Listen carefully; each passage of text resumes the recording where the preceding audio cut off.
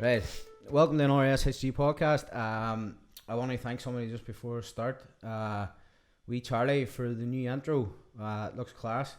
Talented wee man made that for me in Liverpool. So big shout out to him. And my mate does CG vinyls. Give him a look up on Facebook. He done the thing for the studio. I think it looks pretty cool. What do you think, Worzel? That looks good, eh? Yeah, it's nice, isn't it? It posts too, so Yeah. it posts stickers out to people like. He does everything from tops, hoodies, everything. What was he? He made he's making air fresheners and stuff now for cars and stuff. So hats, cups, anything. Give him a shout. CG Vinyl Worx. He's on Facebook there. Good man, Gordy. Thank you. And a wee shout out to wee Courtney. He's looking at a wee shout out for her Facebook or her Instagram page. It's Ultraviolet Ink on Instagram. So give her a wee shout, and she'll hopefully be back Christmas time. So if anybody over this neck of woods is looking tattoos done, just send her a wee message, and she'll be able to book you in if you're looking at anything done. So my guest today, my brother. What's happening, Worzel? Not too bad, Shaggy. How you feeling? Aye, sure. Come around. Yeah, you're at me for a while now to get on here. Aye. You know, and I says to you, I'll definitely get you on. So, first of all, congratulations on the Bambino. Thank you, sir. The wee win. Thank God. I'll change you. If it doesn't change it, sir, nothing more. Has it calmed you down a bit? Getting there. Getting there. Just not right yet. Not right. Just not right there yet, but we'll get there. Like, we better help. Good man. Good man. No, we had a couple of, as you do, one of these bad boys. One night up in Worzel's, and he says, "Sorry, I want to get on and I have a wee story to tell." And everybody's a story to tell, especially when it comes to stuff that we're going to be talking about tonight. There, mental health is one of them, and we're going to touch on that there tonight a wee bit. I've suffered from it. We know friends and family who suffer from it as well. So I know you've got a cracking story. It doesn't just go mental health wise, it goes a wee bit further than that. It goes, but mental health too is a big thing, like, you know what I mean, and a lot of people have it, but they just don't talk out, you know. Yeah, exactly. And that's why I'm here tonight, just to say a few things and just be truthful, like, you know, truthful and tell a story, just to try and make people feel a wee bit better about themselves. If I can come through stuff, you can come through it too. Exactly. A lot of people deal with mental health, but they wouldn't really necessarily deal with what you dealt with. You nearly lost your life. Aye, twice. So Twice in 1 year. So you know, there's a lot of people that, you know, anxiety and depression is a bad thing, but whenever you're put in a coma for how long were you in the 3 to 4 days. 3 to 4 days. Aye. You know, but we'll venture down that. We'll venture down that eventually tonight. We'll let Worzel tell us a story about what happened and what went on after. It was a bit it was dodgy what went on after, to be honest. So it was with people, do you think, you know, that are supposed to help you and look after you, not only like in the justice system and stuff. There's a lot of crooked people out there that are doing basically anything for a pound. Aye. You know, and not treat the people that's been hurt or need help, like, yeah, you know, just try and wash it off you. Exactly. So we're going to start with one wee question, and I'll let you take it away. How did it, like, you're successful, but you've your own business, you've done well, you've came from humble beginnings, you didn't really have much, we've known each other for a long time, but you weren't really the one that had much when you were growing up, but you worked for it. I had very little, sir. I just knew from my man that drinking and not my father not being there, and like, it was hard times, and she upset with a lot of alcoholics and stuff and through her life, but I just seen a wee bit of goodness in me to do better, like, you know. I don't want to have nothing, like, you know what I mean. I don't want to have a family and live through what I've lived through. Yeah, but there was a time you had maybe 3 or 4 beamers in the yard there. You were doing alright there. Did I? And then I head out one night and I lost a whole lot. You took a head stagger one day too, but I come up and he said to me, "I'm going to sell them. They fuck. I'm just going to looking at them." Just going to looking at them, and then that depression too, thinking you can't cope, like. And then if you need money, if you've son, I sell it, and then everything now that come down, they have nothing, you know. Exactly. But that's due to what happened to me, like, and we'll fill you in shortly. Yeah.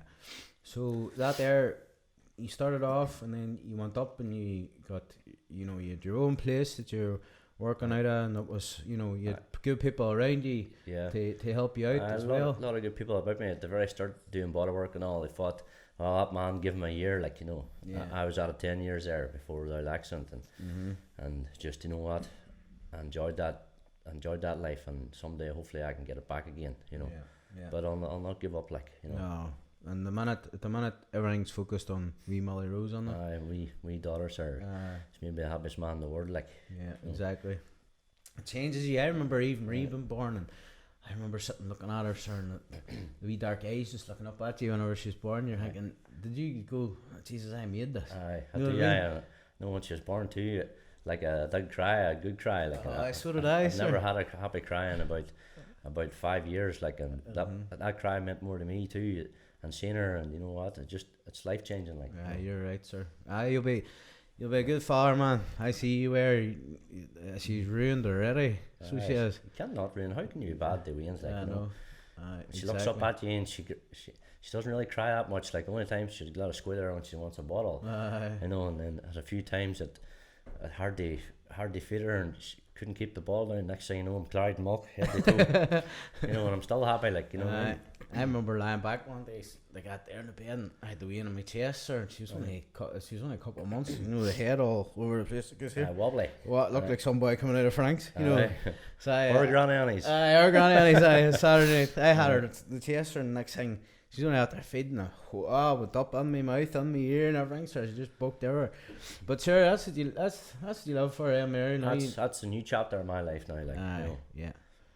You've came through a brave butt, sir, and I always said to you that I'd get you on, because I find what you're going to talk about very, not only I'm glad you're still here because you're my mate, but what followed after that, you know, like the mental illness and still depression and anxiety today, but like, you take tablets to get rid of that, like, but they'll understand why once I talk about why, like, but you can't give up no matter what. You're in this life to live. You're not on here to be treated like dirt, like, you know.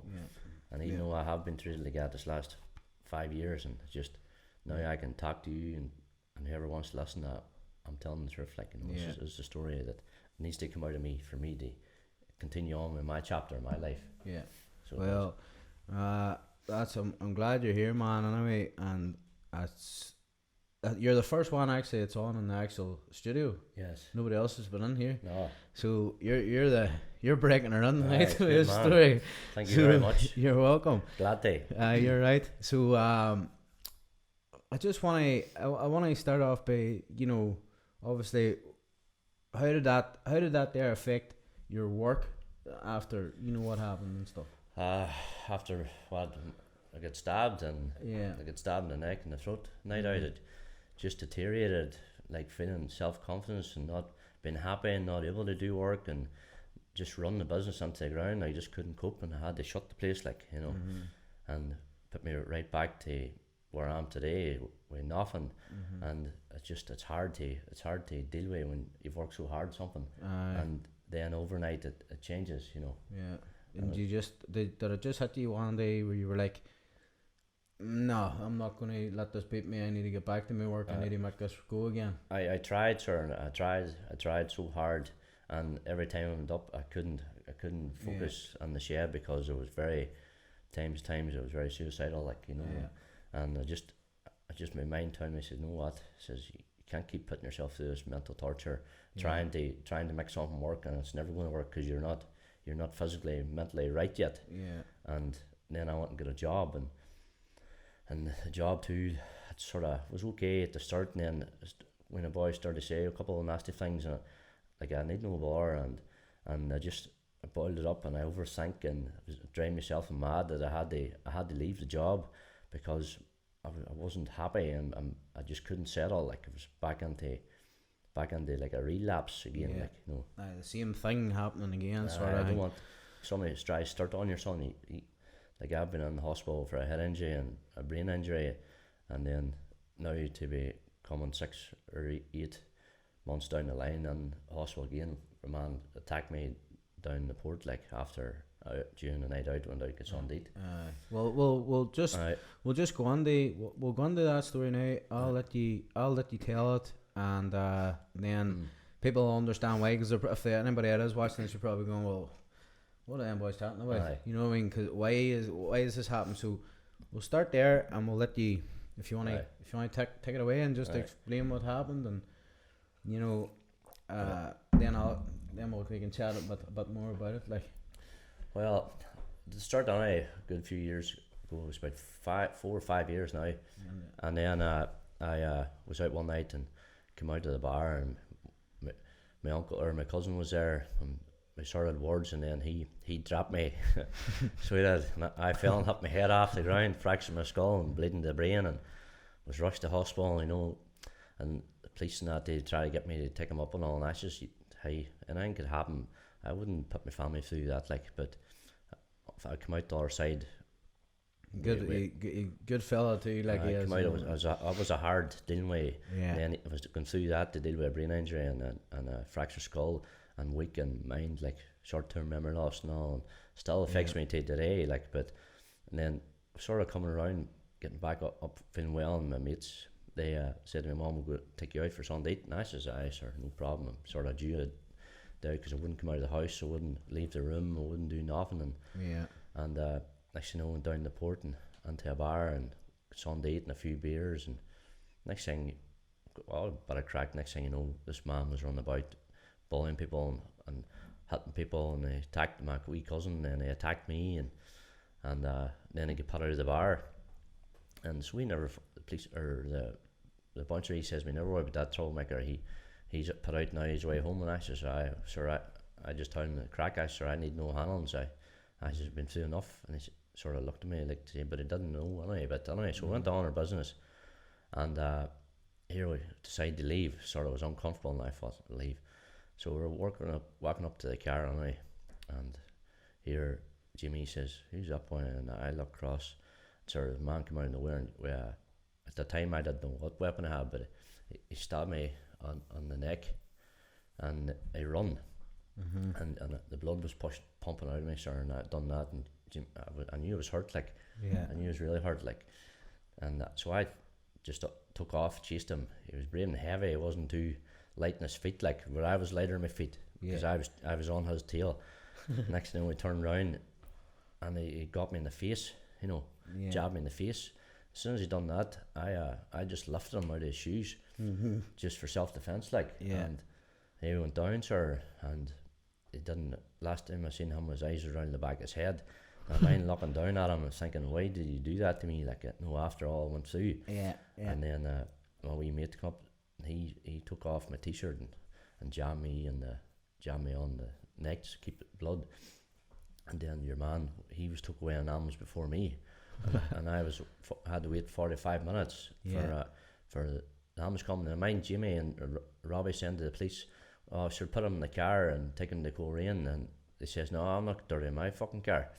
And then the policeman come over, and he realised how severely I was hurt, and I mind seeing him. He says, "Sir, and then I just mind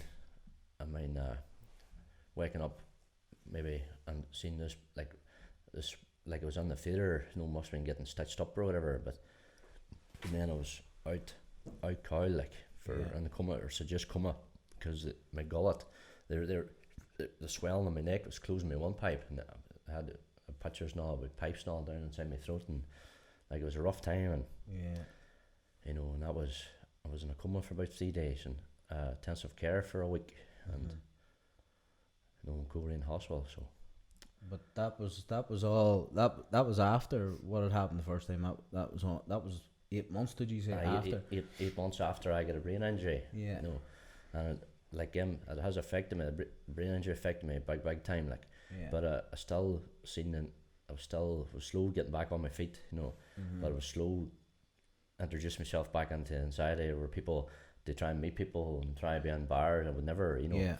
And after that, then I went down to, and that happened about 8 months, maybe 7 months after that. Like, Yeah. no, I didn't need that. Like, you No, know, definitely I not. was getting my business back on track too, and if things was going good for me, sir, and then it took a turn. Yeah. That happened to me, like, and it was. But Sorry. we we were up in yours. When was that? 2 weeks ago or something.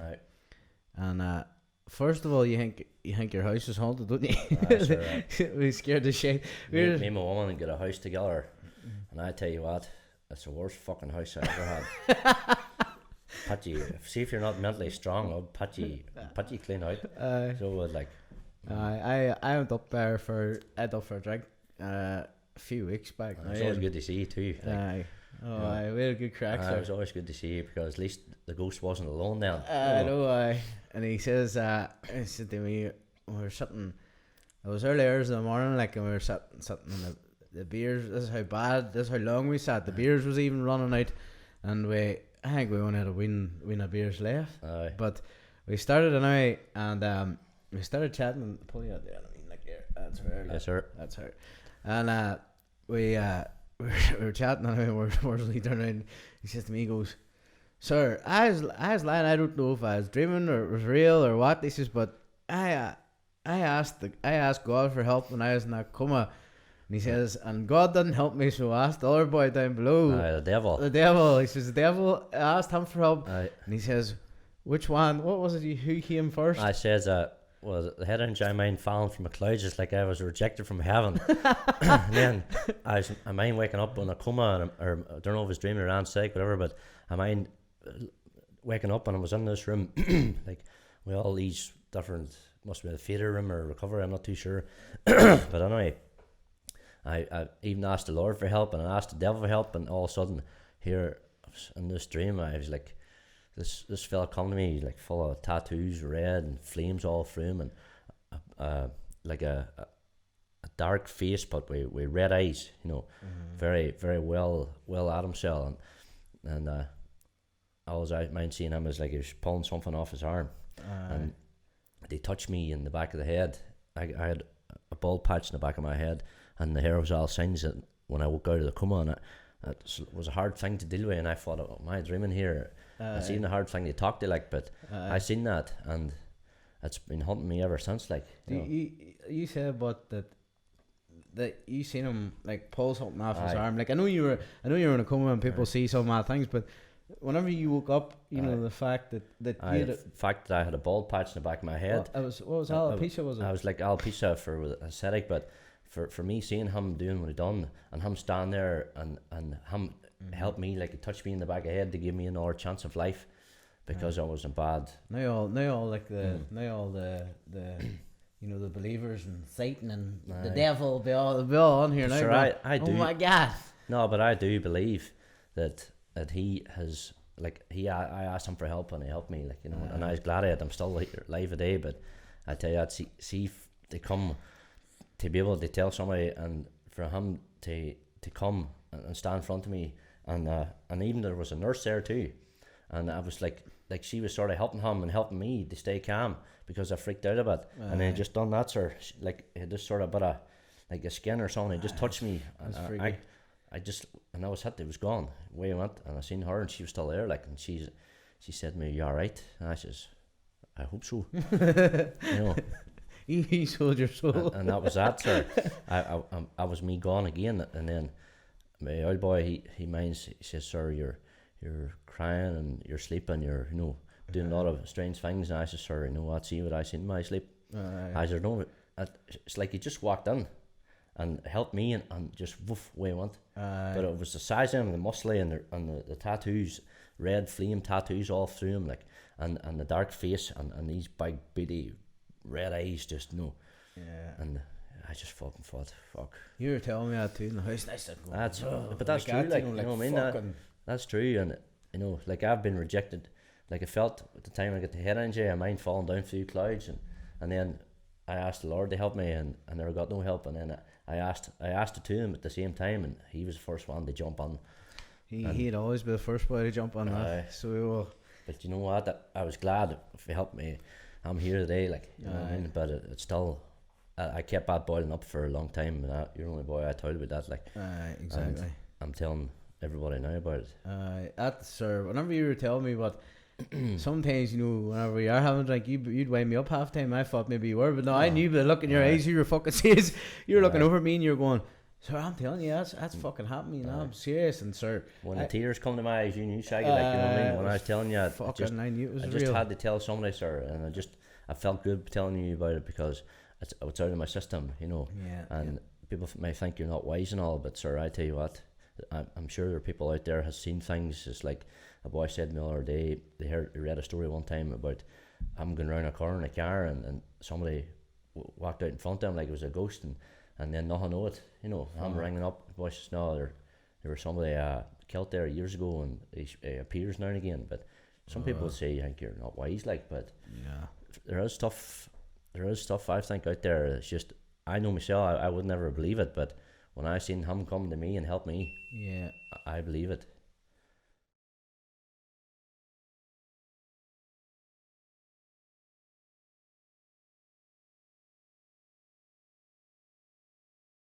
Right. Back in the mix. So, what was I going to say to you? Aye. So, whenever all that happened, I want to get into the bit where the police and the solicitors, the things that they said to you, and how did that go about? Because you weren't happy. You weren't happy with that. No, there. Just wasn't happy with my solicitor not doing as much as he should have done, and just washed his hands off me, and like was up, and when your man took to court, he was up for attempted murder charge, and done for about 2.5 years, and then finally I got to court, and we were like running up. It was like a 5-day trial. Yeah. And I was up the first day, and a man got on and they brought me into a room and all, and asked me to try and sign an agreement. I said, listen, to get your man off a lower sentence. Yeah. And I just allow you that. I said, why are they doing that? And then I went home, man, the trial, and get the sword of the jury and all that kind of thing. And the next day, every day I was up, they had me on to office trying for me to take a deal and to get your man a lighter sentence. I don't know why they were trying to do that, and they weren't. It's like it was about him. They were trying to help him, but they weren't trying to help me. Yeah. Me and see what he'd done to me.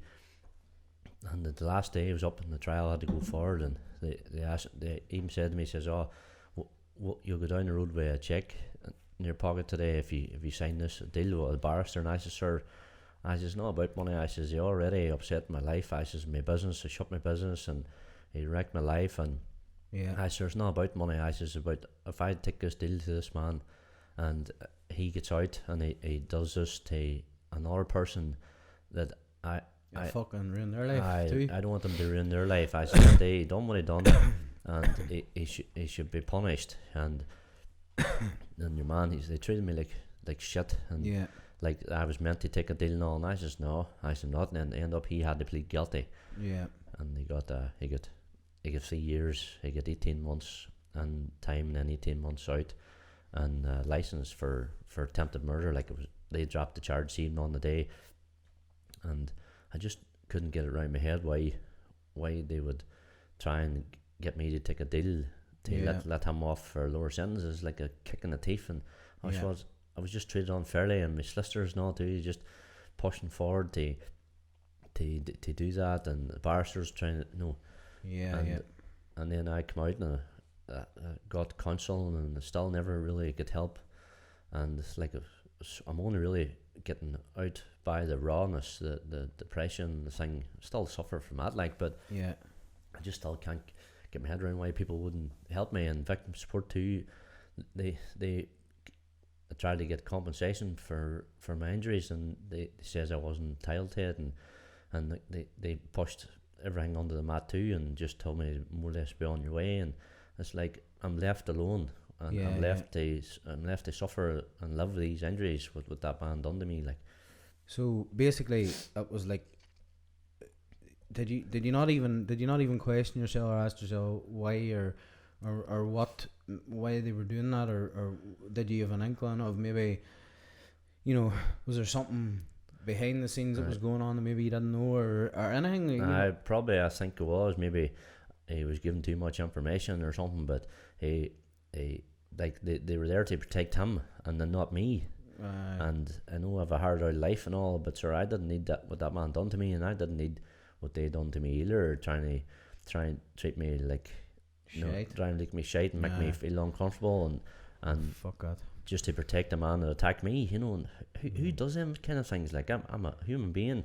Did you ever find out what it was that he used, or was it was an umbrella shaft. It was caught in camera going on to a golf course and breaking a metal shaft in half, and they have him doing that, and then that's what they attacked me, and it was like, you know, it was like so they hit me stabbed me in the neck, like it was sharp, and luckily it didn't kill me, like, you know. You said to me, you says it was like a dog bite. It was like a dog biting me, and I told that to me, and my statement. He says, I sort just like a dog bit you, like a big sharp nip in the neck, but it gashed me, like, you know. Yeah, fucking mad, sir. But you're doing a lot better now. I'm doing a lot better. I'm getting a lot more console now, and or bits and pieces. But this lockdown, that sort of has affected that, and I haven't here telling nobody. But I'm just not there yet, Shaggy. You know what I mean?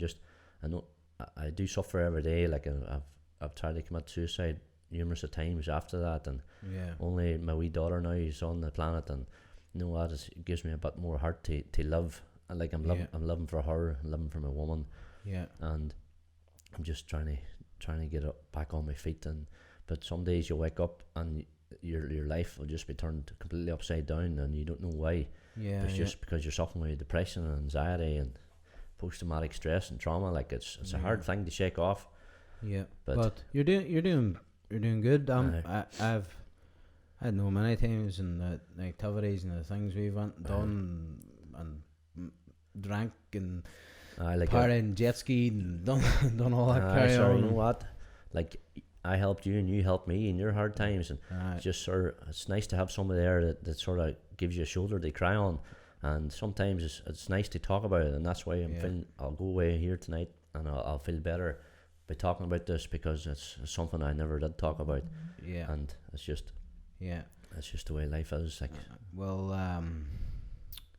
you know, as well, hopefully if anybody out there is having mental health problems and you've heard this here tonight, that it helps you, and hopefully people that watch this will share it and help Worzel's story get out, and what he's went through, and maybe somebody's going through the same thing, and it'll help them, you know. Yes, I hope so, because I wouldn't wish that on nobody, Shaggy, because what that man has done me and the instances I've suffered, like it's just knocked me right back, sir. And well,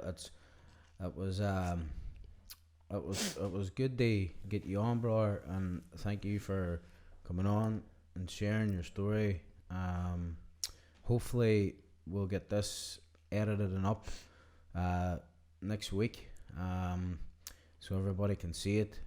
Is there anything you want to add before you go? Just only thing I want to say, if people went through hard times in their life, just try not to give up, or try not to think about it. It's hard, because I know myself, I'm a strong-minded man. I have difficulties living every day in life, but that's me. I have to deal with that myself. And if you have a problem too, just sometimes just you're not alone. Like, you know, you're not alone, and don't give up. There is light at the end of the tunnel, but you have to dig and you have to crawl for a brave while before you do feel any difference. Like, and a wee bit of help, a console and that. Yeah. And I'm on depression tablets and stuff that help me sleep at night. Like, but I'm only finished counselling there not that long ago. Like, it does help. Like, if it does help. I am just getting back into the game, because it was too raw. I wasn't speaking out or talking about things, and now I can go hold my head high and just say, you know what, you've said what you've had to say. You've said what's bothering you, and now it's out, and I'm happy. And I thank you very much, Ian, for having me here. Like, you're welcome, bro. It was good to get you on, and we'll definitely get you on for another time where we can maybe laugh a bit, and have a few jars. Yes. Talk about the old times. Talk about the good old days. But if anybody wants to reach out or send a message to my SHG Podcast on Instagram or anything like that relating this here, feel free, and I can certainly pass things on to brilliant counsellors. I've had one in the Vale Centre, a man Raymond, and he helped me a lot. I don't know who you're. Raymond the Grey Steel. Is that yours? I was doing phone calls there, and he's rang me because it's a lockdown. Yeah. He's doing phone calls on it, but hopefully I can get to see him shortly, because it's time now that I knock Gus in the head and get rid of. I'll never ever forget it, but I want a wee bit of peace to be able to live and look after my daughter and see a bit of happiness in my life for a change. Rid of the demons. Yes. But thank you for coming on and sharing your story, brother. Thank you very much. Always have been a good friend. See him, and I appreciate you. See him, trust me, the exact same. So I'd like to thank this man for coming on and sharing a story with I know it was probably hard for him to do, but he's done it now, and we'll hopefully get him back on, maybe get you back on, maybe with Burks or something out there, maybe with an experience, the two Yins boys on. There's a couple other people have to get on as well. Hopefully whenever everything calms down a bit, then we can get more people on to talk about different subjects. But you know what, if something's bothering you in your head, don't be jarring it up inside you. Let it go. Tell somebody, because that's why I'm here tonight, to tell this man. And I know myself, I feel a wee bit better now, but there is a lot of work to go through to make yourself right. But you have to want to get better, it's up to yourself to get better. If you want to do it, you'll do it. I want to get better, because it's just not me. I've been knocked down enough. Exactly. I'm ready to come back with a vengeance. Come back with a smile on my face, and I'm a father now, and I'm happy, but I'm just not happy with myself, and hopefully things will change. Exactly. Well, on and upwards. Onwards and upwards is right. Maybe get back doing a bit of bodywork and painting machinery and that again, that I love, that has been took away from me. But baby steps, man. So instead of running before you can crawl, crawl now before we can run. Exactly. Aye. So thanks for tuning in, and if you would like and subscribe on YouTube, and check out my SHG Podcast page on Instagram. It's the same on YouTube, and we'll see you next time. No bother. Thank you very much. Peace. Cheers, Worzel. Cheers, lad. Thank you, brother.